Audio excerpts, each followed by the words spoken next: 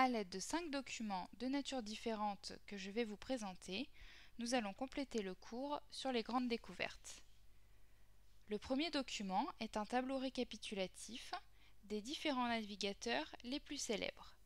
Il s'agit de Bartholomé Diaz, Vasco de Gama, Christophe Colomb, Jacques Cartier et Fernand de Magellan. Dans ce tableau est mentionné leur nationalité, les différents voyages qu'ils ont effectués et plus particulièrement leur destination, ainsi que les dates de leur voyage. Ce tableau recense les voyages de manière chronologique afin de mieux vous repérer dans le temps.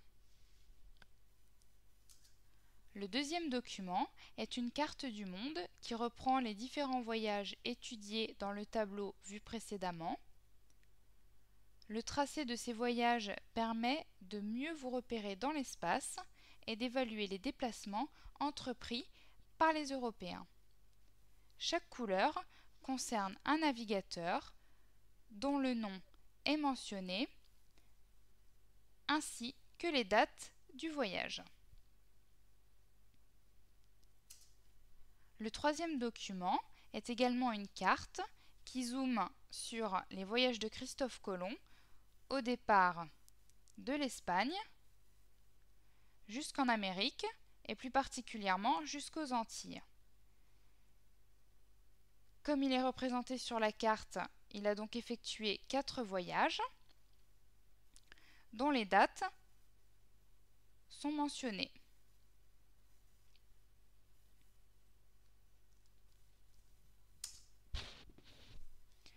Le quatrième document est une gravure qui représente l'arrivée de Christophe Colomb en 1492 sur une île dans l'archipel des Bahamas. Il avait décidé de se rendre en Inde par l'ouest.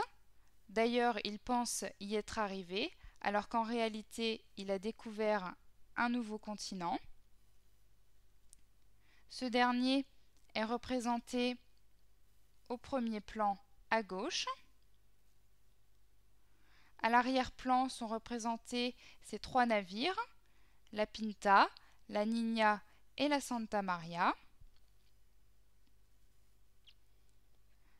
La christianisation des terres apparaît par la présence de la croix latine. Sont également représentés les autochtones au premier plan et à l'arrière-plan. Ils offrent des présents aux Européens. Enfin, le cinquième et dernier document est également une gravure qui représente Jacques Cartier, un navigateur français qui rencontre les Indiens à Stadacone, c'est-à-dire au Québec actuel, en 1535. Ce dernier avait également décidé de se rendre en Inde par l'ouest, mais en trouvant un passage par le nord pour contourner donc le continent américain. Il n'en trouvera jamais, mais il découvre tout de même le Canada. Les similitudes avec la gravure précédente sont la représentation des navires qui apparaissent ici en haut à droite, à l'arrière-plan, les Européens,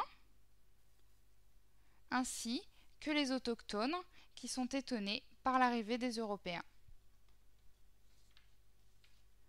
Ces 5 documents nous auront permis de compléter les séances 6 et d'avancer également dans le cours.